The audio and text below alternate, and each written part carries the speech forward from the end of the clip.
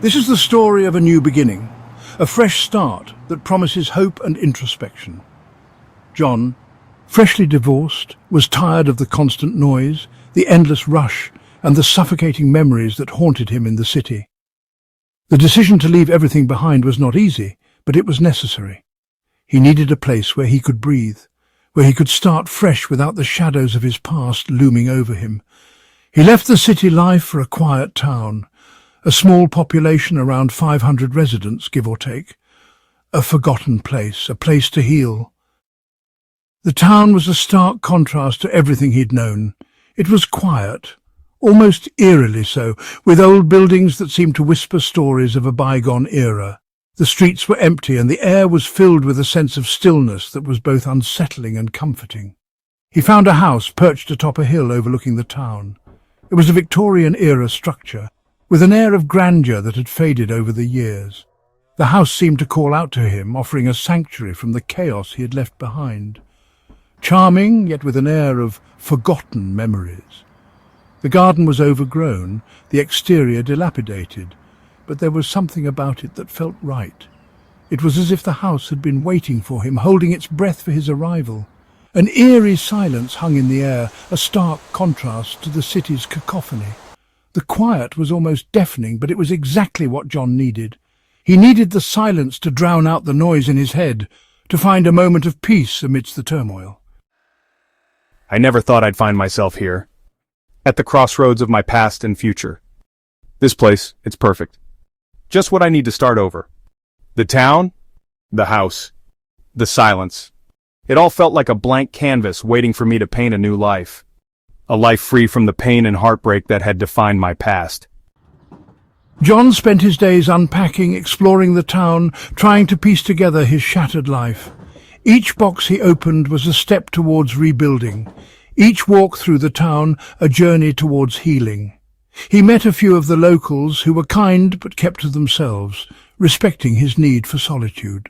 He felt an uneasy calm. The silence, while comforting, also brought with it a sense of isolation. He often found himself looking out the window, lost in thought, wondering if he had made the right choice. The silence was unnerving, yet strangely comforting. It was a double-edged sword, offering peace but also amplifying his loneliness. The empty rooms of the house seemed to echo his thoughts, creating a symphony of solitude. It was a blank canvas on which he hoped to paint a new life, a life free of the skeletons in his closet. He spent hours contemplating his next steps, trying to envision a future that was not tainted by his previous failures. Finally, a place where I can breathe. The weight of my past seemed to lift, allowing me to take a deep breath and feel a glimmer of hope. As the sun dipped below the horizon, casting long shadows, John felt a shift. The day's light gave way to the mysteries of the night, and with it came a sense of anticipation. The town seemed to change under the twilight, becoming a place of secrets and whispers. The silence became heavier, pregnant with unseen eyes. It was as if the house itself was watching him, waiting to reveal its secrets. The dark corners of the rooms seemed to hold shadows that moved just out of sight. The house creaked and groaned, settling into the night.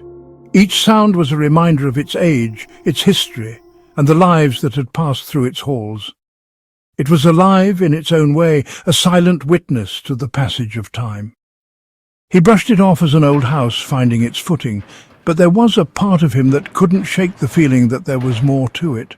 The house had a presence, a soul that seemed to resonate with his own, but deep down he couldn't ignore the nagging feeling that something was off, that the house held secrets that were waiting to be uncovered. It's just the house settling in. I tried to convince myself, but the feeling of unease lingered.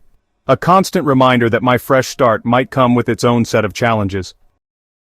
What are you doing? I'm watching you. Come back here. My work isn't done yet. Let me out. Let me out. You think you can leave everything behind? I don't think so. You're weak. You can't silence me. You need me, buddy. Listen to me. Everything will be fine. No! No. No. This can't be happening. I'm in control. I'm in control. Stop it! Stop it. Get out of my head! Get out of my head. John struggled to maintain his grip on reality, unaware of the internal battles that was brewing within him. The house, the town, the silence, it all became a battleground for his mind. The voices in his head were all fighting to take over his body. The fresh start he had hoped for was slipping away, replaced by a twisted tale of self-discovery and internal conflict.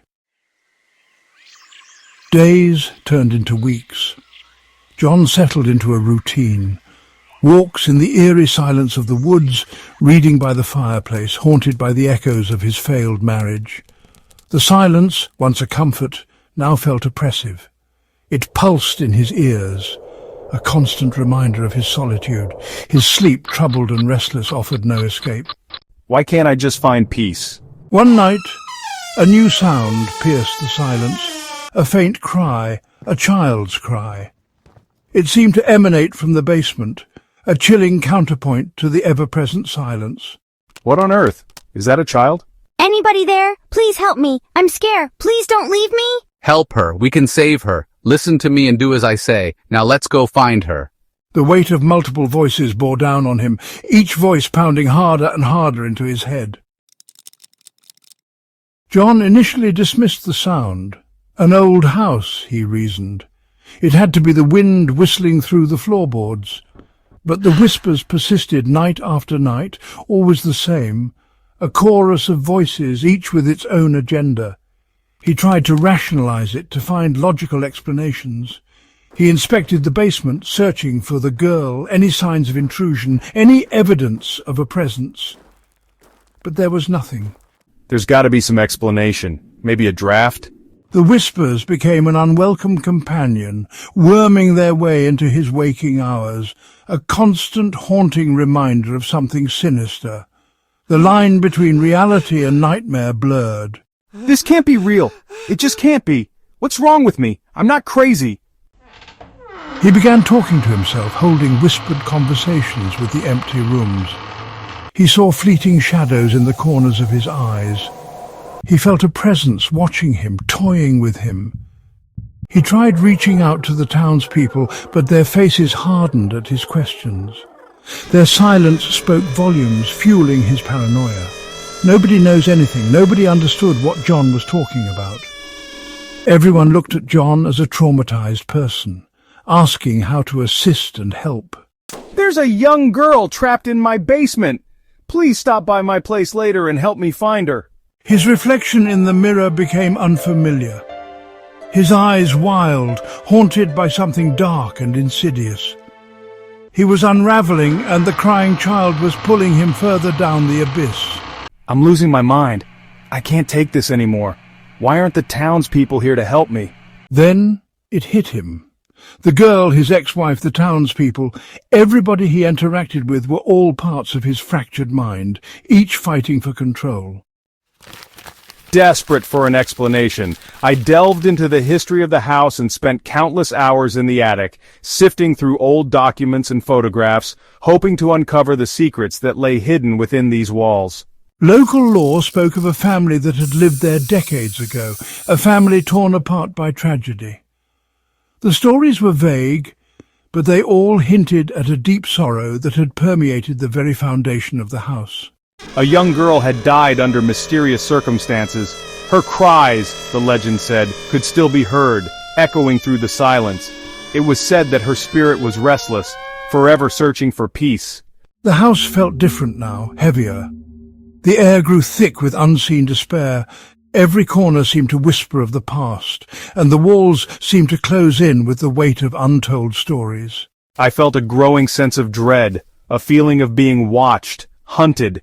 It was as if the house itself was alive, aware of my presence and intent on revealing its darkest secrets. His mind became a battleground, with each voice trying to assert dominance.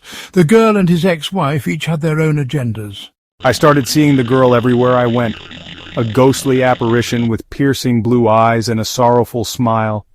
She appeared in the shadows, her presence both haunting and heartbreaking.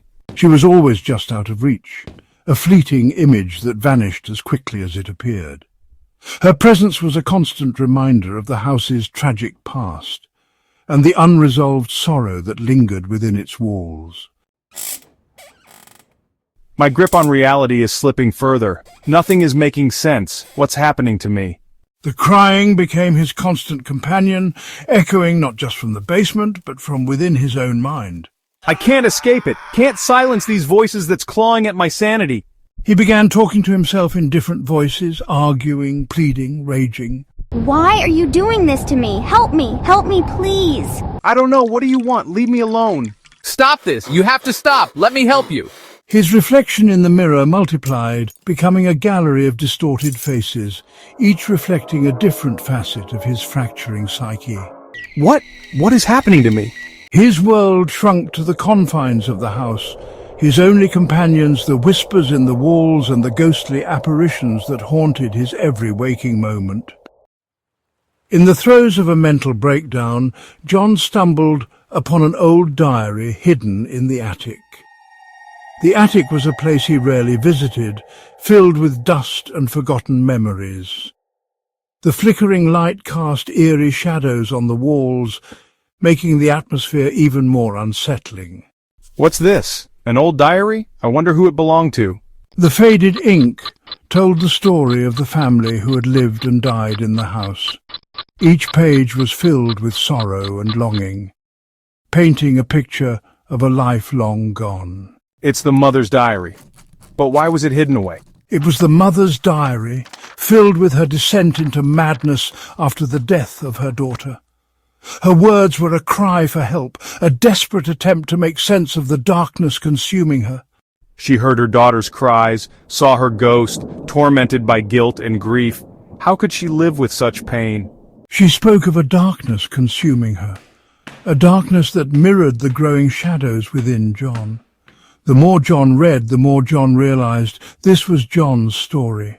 This darkness, the mother's story. This is me. This is me. The diary's entries ended abruptly, leaving John with a chilling realization. He wasn't haunted by the ghost of a dead girl, but by the lingering echoes of the mother's madness, a madness that was now taking root in him. The realization hit him like a cold wave, sending shivers down his spine. This is all my doing. What happened to me? You can't escape us, we are you. Ha ha ha ha! We will always be together as one. Ha ha ha ha. Ha ha ha ha. John surrendered to the darkness. I can't fight it anymore. Somebody, anybody, please help me. He embraced the voices in his head, the shadows that danced at the edge of his vision. I'm here. Let me in. I can help you see the truth. He was no longer John, the divorced man seeking solace. I'm the grieving mother, the girl, your ex-wife, your imaginary townspeople, everybody you've been in contact with, everybody you ever loved. You were too weak to stand up for yourself, so you created me to protect you. Don't you remember? He roamed the halls, a spectre in his own right, his laughter echoing through the empty rooms. He saw his reflection in the shattered windows, a grotesque caricature of the man he once was. Who? Who am I? The line between past and present, reality and delusion, ceased to exist.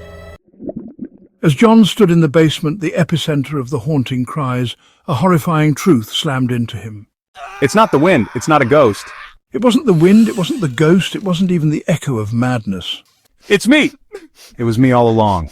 His fragmented psyche, his fractured mind, had manifested the cries, the whispers, the ghostly apparitions, the townspeople, and the ex-wife he never had.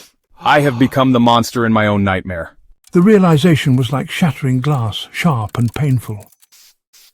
No! No! No! Why is this happening to me? Why? It sliced through the fog of madness, leaving him standing naked and exposed in the cold, damp basement of his own creation. This is my doing. You can't hide from us anymore, John. It's time to face the truth. No! I won't let you take control. The final battle for control had begun, each side making their final moves, leading to a suspenseful and intense climax. John, overwhelmed by the voices in his head, decides to end it all. In the quiet darkness of the basement, he takes a handful of pills, each one a desperate plea for silence. As the pills take effect, his vision blurs and he collapses to the floor, the cold concrete a final indifferent embrace. The sheriff, concerning about John's safety as a new resident, happened to pay John a visit that day. Upon arrival, the sheriff had an awkward feeling about John and had called for backup. John was found alive but unconscious. Officers moved quickly, carrying John out on a stretcher. His body, limp and unresponsive, is a stark contrast to the chaos around him. John was transported by ambulance with sirens pierced the night. John was admitted to a psych ward, the sterile white walls a sharp contrast to the dark turmoil in his mind. Doctors discuss his condition in hushed tones, their words echoing through the corridor. Severe psychosis, hallucinations, a danger to himself. John, unwillingly to cooperate, was restrained and sedated in a hospital bed. His eyes, once filled with fear and confusion, are now closed, lost in a chemically induced calm. The voices are silent, but the battle is far from over. In the quiet of the psych ward, the echoes of his past still linger, waiting for the day they can reclaim him. If you found this story compelling, please subscribe, like, and share. Your support helps us bring more stories to life.